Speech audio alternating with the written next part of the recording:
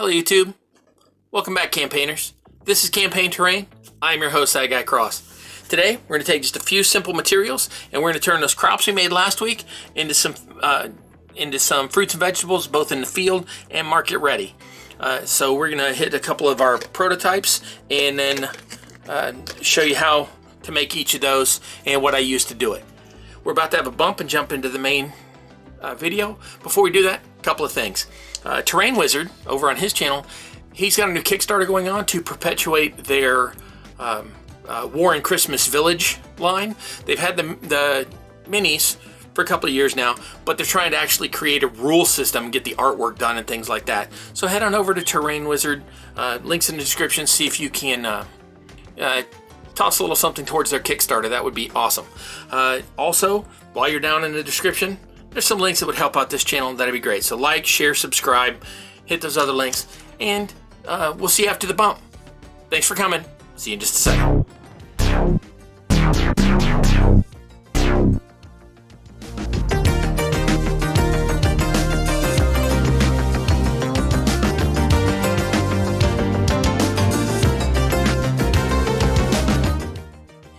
Gonna jump right into this. Last week's video, I showed you how to make all these little gardens for the desert home, but they don't have to be for desert. You could change up the soil around it and make it for a different setting. So these are great as crops, but crops need vegetables and fruits to go with them. So if we're gonna make some fruit and vegetable, let's go ahead and jump into that. So my little guy decided he was gonna help me, and what we came up with was a couple of prototypes. I took one of the bushy grasses like this and attached a piece I was going to use as like a melon or something to it. That worked really well, so that gave me good hope for that. So that was one. And I took a different kind of moss and I attached here. The glue has no problem grabbing hold of the moss. I'm going to take one of these and make a whole patch of this type of the Spanish moss and cover that in this size because it's going to look like a melon patch because they're really viney and they stand out like that. So I've got future plans, but we're not doing that today. We're just going to cover your basic crops today. So I wanted to go with something in scale. As you can see, these guys are pretty small, and here's his hand right here. And we're looking for something that's going to fit in a hand, like an apple or an onion or an orange, something like that. So I was looking for something that would be small and somewhere between the little skull on his top of his helmet here and the size of his hand and his gauntlet, something in that size. And I was really trying to get something that small, and I thought I had the idea. So what I came up with was desiccant gel. Should have a picture on the screen right now. That's the silica gel that is placed in electronics and such to keep the moisture down. And those do come in several different sizes, and some of those are a pretty close approximation. I have no idea if you can see that at all, but some of those are a pretty good size. So I was going to take those, and they come in a couple different styles. These are the ones out of the little baggies, the little squares that are about that big. These are also out of the same ones, but these have a coating on them so you can tell when they've been exposed to moisture. These have, that's why they're brown. They start off white. So I thought those would work. And then these ones that come out of the little plastic canisters, they are tiny. They are little itty bitty things, and I thought those would be nice if you can control them. As you can see, I've already bounced a couple across the surface here. All of these silica are very, very springy. They want to bounce away. That's problem one. Two, they are really tiny and hard to deal with. That's problem two. Problem three is they're slippery. They're hard to hold with tweezers. You can hold them with your finger, but then if you're painting them, the paint wipes off. So that's number three. And number four, and this is the problem one. This is the big one. The moment you paint them, it's with an acrylic paint, anything with a moisture in it, anything that's got a water base to it, they want to suck in all of the moisture at once, which sounds great. Sounds like, oh, well, the paint will stick, was my thinking. But no, they split open. They suck up so much moisture that the molecules in them literally get excited and they break into parts. They're not going to go shooting across the room or anything, but you don't want your little fruit to crack in half.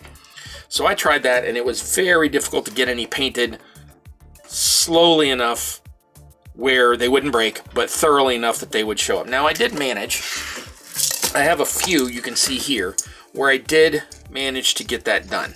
So I have a few, but that was too much of a trouble to worry with. So the next problem was, well, what other method do I use?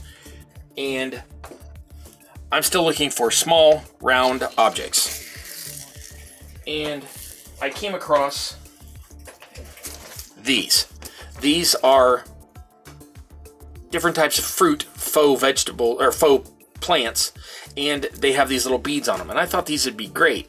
And they are already in colors. You could just say that's a melon, go ahead and use it like it is, and that would be excellent.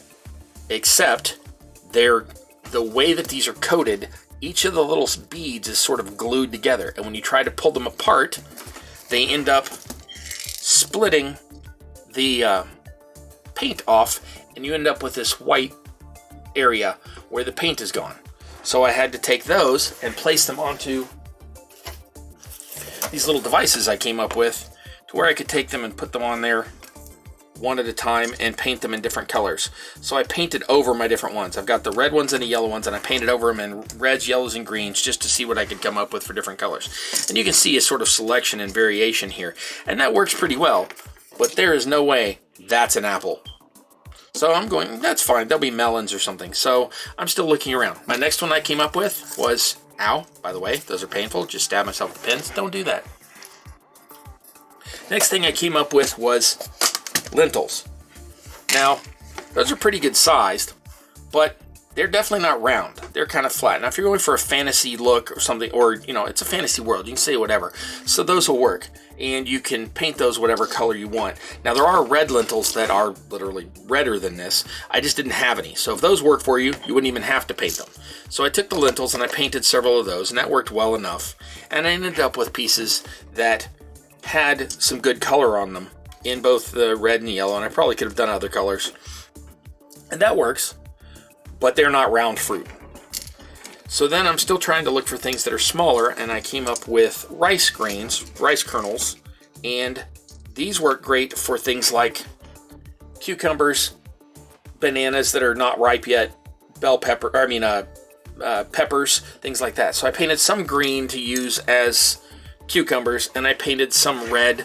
I don't have any right here, but you'll see some in a minute, to look like red peppers. And so I was on a pretty good roll there with the natural pieces, the lentils and the rice. But I still wanted something round. So I'm looking around, and I found this package. Now this package, apparently, these come in packs of solid pink or solid blue or solid orange, but I couldn't find any of those. The only one I could find were solid white. Now these will work because you can always paint them like I did the others, or you can leave them white if you want, like eggs or something like that. So, and these would be great for something gross like spider eggs or things like that. But I was still looking around, and I was encouraged because I knew they had to come in colors. So what I ended up finding instead at the Dollar Tree was these. They just said foam beads, and they did have more white ones in a slightly smaller size, which is good. But they also had these in 5 different colors. Now this was all mixed into one bag. So I've got yellow, green, purple, pink, and blue. And those are ended up being the ones that I really like. Those are the ones that I like the most at all. So now I had my choice of which ones I was going to use. Lentils, fake beads, fake plant beads, beads by themselves, whichever. So then I had to figure out how to glue them onto the plant. And I tried several different glues. I tried the tacky glue, that's the thicker, stickier PVA glue. I tried a regular PVA glue. I tried these two glues, E6000 and Stick and Seal. These two are sort of competitors for each other. They're both very similar to each other in the way they work, but they have a couple of drawbacks. These particular glues smell like vinegar really harsh. The chemicals are probably not good for you, and I don't trust these working like with bare hands or anything like that. So also, these have a very limited working time. They want to tack up and get sticky very quickly. So I did not have enough time to work with those. The opposite was the problem with the white glues. They took forever to dry. So it's the reason I don't typically like white glues for things where I'm not going to just glue it and leave it overnight. So I opted for none of those glues. As you can see, what I was doing was taking, these are the two, the E6000 and the Stick and Seal, and I was putting dollops down. I did the same thing with the white glues, put dollops down, and then I dipped the fruit in and put it onto the plant. So that was working for me. What I ended up doing instead was taking this one, which looks very similar. Oops, I forgot I had got wet a minute ago. And it is called Loctite Go-To Glue. Typically, I don't actually like this glue for most things. I've not had good luck with it, except on a couple of different projects. But I'm like, well, we'll give it a try on this. And it is brilliant for this. It is absolutely perfect. So let me show you the application process. Take a little glue. That does not set up so quick that I can't use it. And it does not stay dry, so wet so long I can't use the plant the same day. So I've got the glue. I've got a couple of, what I would do is I just take the fruit and, well, stick them together because there's already glue on these apparently. Dip it in the glue. Make sure you run the stringer off it. Stick it on the bush. Good to go. It's really that simple. Let me show you one more time. Grab the fruit. Now this one's got one of those white spots on the bottom, but that's alright, I'll put it on the bottom. Dip that in the glue. Make sure you don't have any excess. Put it on the plant. Done. It's that simple. So once I had all of the prototyping and figuring it out, I am very happy with the results. Now these, I've tried all of those different glues on here. And they all work great. But my preferred one is the Go-To, just for the working time versus the how quickly it sets up. Now, so that's it. That's basically it. Except I had a special request. Somebody said, it wasn't really a request. I was on the Crazy Crafter, one of the feeds the other day, and Colin said that he likes to see the fruits and vegetables in little market stalls. Well, I didn't have any market stalls, so I went and made a couple of little tables, and then I started setting up the different little beads with the fruits and vegetables ready to go. So here's the rice I said looked like peppers. So I painted it red. Looks like hot peppers. And I've got some where I've got green looking like the cucumbers. Matches these plants here. Here's the cucumber and the pepper looks. And then, I think that was in screen. Let me try that again just to make sure. The cucumber and the peppers. And the cucumber and the peppers. I even left some of the white beads just white. And I figured they could be eggs or they could be, it's fantasy. They could be a different kind of fruit. So I've got just a bunch of different ones here. Now, these were the silica beads that I said did not work very well if you got them wet. So what I had done here was place them in the tray first, covered them in super glue and let it dry, and then came back and painted them after the fact. That, while it's my favorite size, does not work as well because it's really hard not to end up painting over your little tray. So you can work with that. Your mileage may vary. And here's the last one, and this is the one I'm kind of proud of. Then, in addition to all of those fruits and vegetables like that, I also took some of the greens off of the plants and cut little tiny pieces. So I've also got greens to go with the fruits and vegetables. So that's there. One last thing, just to show you how easy it is. I made the trays the same way that I made my windows in my Hovel House build. Again, link up in the corner. And I'm going to show you how easy it is to put the fruit into the tray. So now I've actually already done this one because I messed up here a second ago. But I had to refilm this, so I apologize. So take a fruit, dip it in the glue, put it in a tray, take a fruit, dip it in the glue, put it in a tray. Now these fruits are a little larger, so I can only do so many per tray. But you can see just how quickly this process goes. So that's 3 of those in a tray, ready to go. And just for fun and good measure, we'll put one last one here.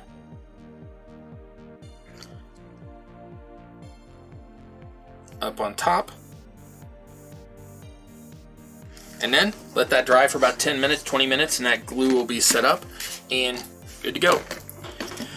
That's it. We're complete and done. Took no special tools at all. A pair of tweezers, a stick if you want to spread some glue around. Ignore that. That was for a project that didn't work. We'll just skip that. And that's it. We're set and ready to go. If I haven't shown you all of the other footage and stills during this, I'll have a few now, and then there'll be a bump, and I'll be right back to wrap up. So, see you in just a sec.